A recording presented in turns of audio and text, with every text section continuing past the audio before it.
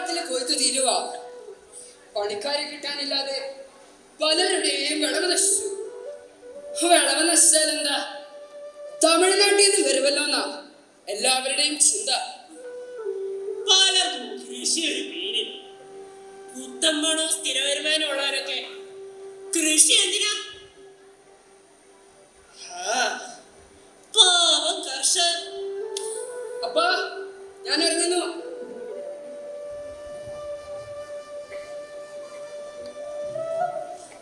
അവനാണ് കർഷകൻ. നേരം പുലരുമ്പോഴേ വയലിലേക്ക് പോണതാ.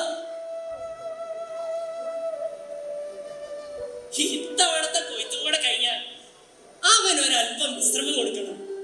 പാവം.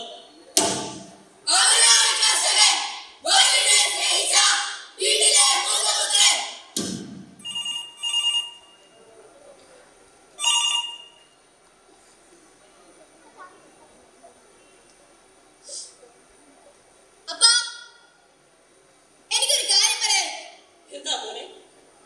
അത് പിന്നെ എനിക്കൊരു ഷെയർ വേണം. ഷെയറോ? ഈ കണ്ട സ്വത്തിനൊന്നും ഒരു കെയറുമില്ലാത്ത നിനക്കെന്തിനാ ഇപ്പൊ ഷെയർ? അപ്പൊ തമാശകളാ, ഞാൻ കാര്യമായി പറഞ്ഞതാ. എന്താടാ എന്താടാ ചക്കപ്പ, നിനക്ക് ഇങ്ങനെ ഒരു തോന്നൽ? ഈ വീട് എനിക്ക് മടുത്തോപ്പാ. ഇനിയുള്ള കാലം കൂട്ടുകാരോടൊപ്പം നല്ല ഉല്ലാസ കേന്ദ്രങ്ങളിലും കഴിഞ്ഞാലോന്ന് മനസ്സിലൊരു ചിന്ത. ചക്കപ്പ, ഈ വീട് നിനക്ക് മടുത്തതാ? മൂന്നാമത്തെ വയസ്സിൽ നിന്റെ അമ്മ മരിച്ചതാ. അമ്മയില്ലാത്ത ഒരു കുറവറിയിക്കാതെ നിന്നെ വളർത്തിയത്. എന്നിട്ട് വീട്ടിലേക്ക് വന്നതപ്പാ. ഞാനിന്ന് വലുതായില്ലേ? ലോകത്തിന്റെ സുഖവും സൗന്ദര്യവും എന്നെ മാറി വിളിക്കുന്നത് അപ്പൊ കാണുന്നില്ലേ?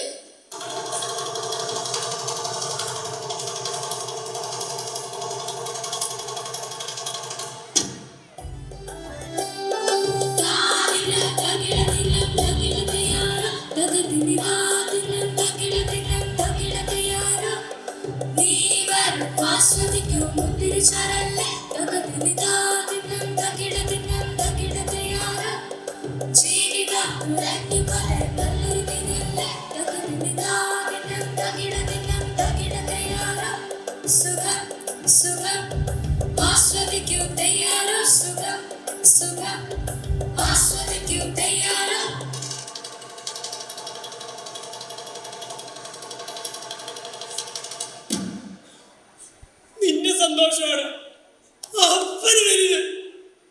സ്വത്ത് ഞാൻ തരാം.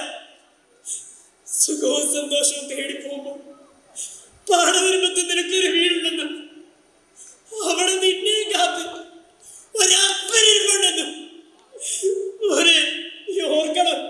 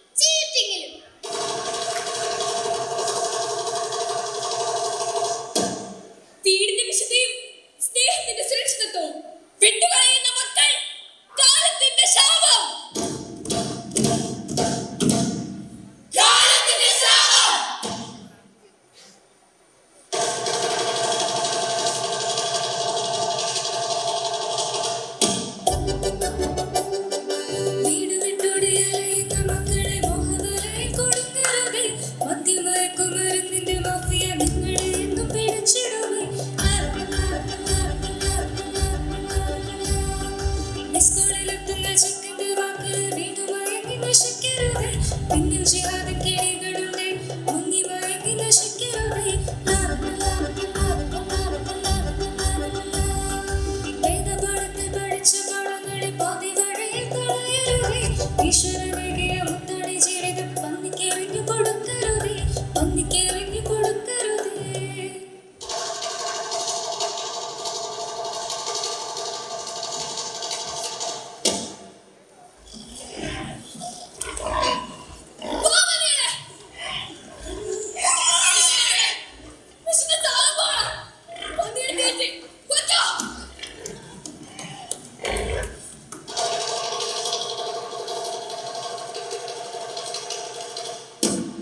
ധൂർത്തനായ പുത്ര, സന്തോഷങ്ങൾ തേടിപ്പോകുമ്പോൾ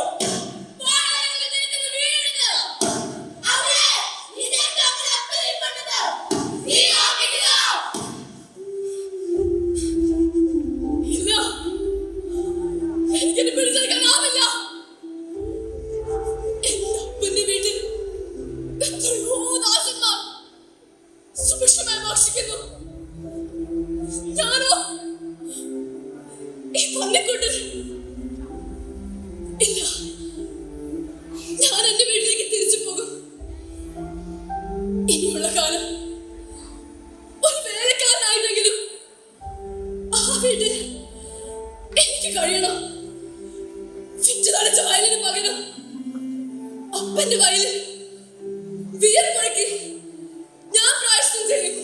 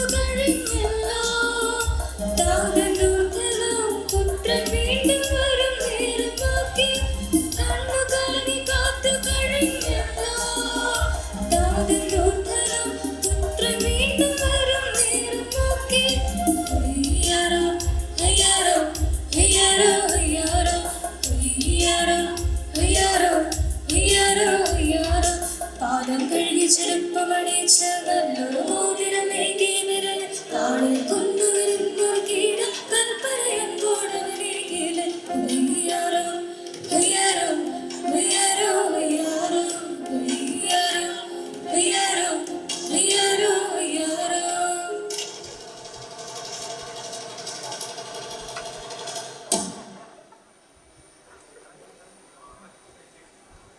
വീട്ടിലെന്താ പാട്ടും ബഹളവും? അതിഥികൾ ആരെങ്കിലും? അവരോ? ബന്ധങ്ങളെല്ലാം ഉപേക്ഷിച്ച് ഓഹരി വാങ്ങിപ്പോയിട്ട് ഇപ്പോൾ എന്തിനാ വന്നിരിക്കുന്നേ? അതിഥികൾക്കായി മാറ്റി നിർത്തിയ കാളക്കൂറ്റിനെ കൊന്നു ഇനി 7 ദിവസത്തെ ആകാശം ഇല്ല, ഈ ആഘോഷത്തിന് ഞാനില്ല. അങ്ങനെ പറയല്ലേ അങ്ങില്ലാതെ ഈ വീട്ടിൽ എന്താഘോഷം വീട് മൺകടകൾ കൊണ്ട് കെട്ടിപ്പൊക്കിയ സൗധമാണ് വീട്. ഇത്രയും നാളും ഒരടിമയെ പോലെ പണിയെടുത്തിട്ട് എനിക്ക് വീട്ടിൽ ഒരു സ്ഥാനവുമില്ല. ഞാനൊരു വേലയിലേക്ക് പോകുന്നു. അതിപ്പോ പോകരുത്. നിന്റെ അനുജൻ തിരിച്ചു വന്നിരിക്കുന്നു. നാം സന്തോഷിക്കുകയല്ലേ വേണ്ടത്? സന്തോഷിച്ചോളൂ, കൊതിതീരോളം സന്തോഷിച്ചോളൂ. പക്ഷേ അപ്പോഴും ഓർക്കണം, ഇത്രയും കാലം ഞാൻ ഈ വീട്ടിൽ ഒരടിമയെ പോലെ ജീവിച്ചു. കൂട്ടുകാരോട് താഹ്ലാദിക്കാൻ ഒരാട്ടിൻകുട്ടിയെ പോലും അപ്പനെനിക്ക് തന്നില്ല. മകനെ, നീ അടിമയായിരുന്നോ?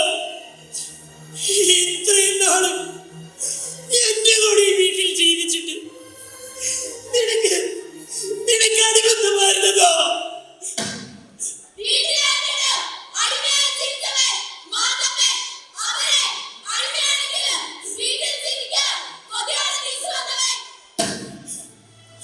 അതെ, ഞാൻ അടിമയായിരുന്നു. എന്റെ ആഗ്രഹപ്രകാരം എന്തെങ്കിലും ഞാൻ ചെയ്തിട്ടുണ്ടോ? അപ്പന്റെ വീട്ടിൽ മകനെന്നുള്ള ഒരു അംഗീകാരവും ഞാൻ സ്വീകരിച്ചിട്ടില്ല. ചേട്ടാ, അപ്പനോട് അങ്ങനെ പറയരുത്. തെറ്റ് ചെയ്തത് ഞാനാ. പങ്കിട്ട സ്വാതന്ത്ര്യം തൂവലടിച്ച് അലസനായി ഞാൻ ജീവിച്ചപ്പോഴും ചേട്ടൻ അപ്പന് വേണ്ടി വയലിൽ അധ്വാനിക്കുകയായിരുന്നു. വയലിൽ വിട്ട് തളിച്ച് നീ വന്നപ്പോൾ വീണ്ടും വീണ്ടും നിനക്ക് സ്വന്തം. വയലിൽ വേർപ്പൊഴുകി ജീവിച്ച എനിക്ക് ഈ വീട്ടിൽ ഒരു സ്ഥാനവുമില്ല. നിനക്ക് ഈ വീട്ടിൽ സ്ഥാനമില്ലെന്ന് ആരാ പറഞ്ഞത്? നീ എന്റെ മൂത്ത പുത്രനാണ്. പക്ഷേ നീ എപ്പോഴും വയലായിരുന്നു. നിനക്കിഷ്ടം വെള്ളരിപ്പാർത്ത പാടമായിരുന്നു.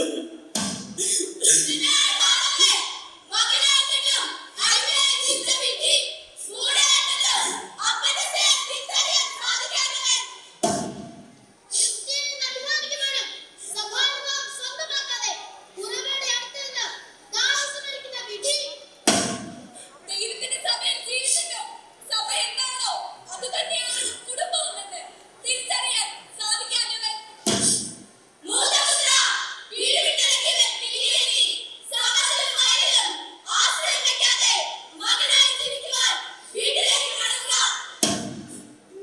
മകനെ, ഈ വിരുന്ന് നിനക്കുള്ളതാണ്.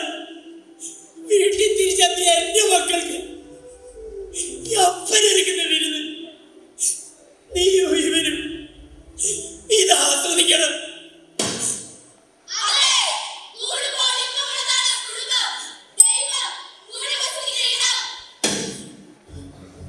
മക്കളെ, ഈ അപ്പന് സന്തോഷമായി. എനിക്ക് എന്റെ 2 മക്കളെയും തിരിച്ചു കിട്ടി. നീ നിന്റെ കൂട്ടുകാരോടൊപ്പമായിരുന്നു. നീയോ വയലിൽ. എന്നാലിപ്പോൾ 2 പേരും മടങ്ങി വന്നിരിക്കുന്നു. നമുക്ക് ഒരുമിച്ച് ഈ വിരുന്ന് ആസ്വദിക്കാം.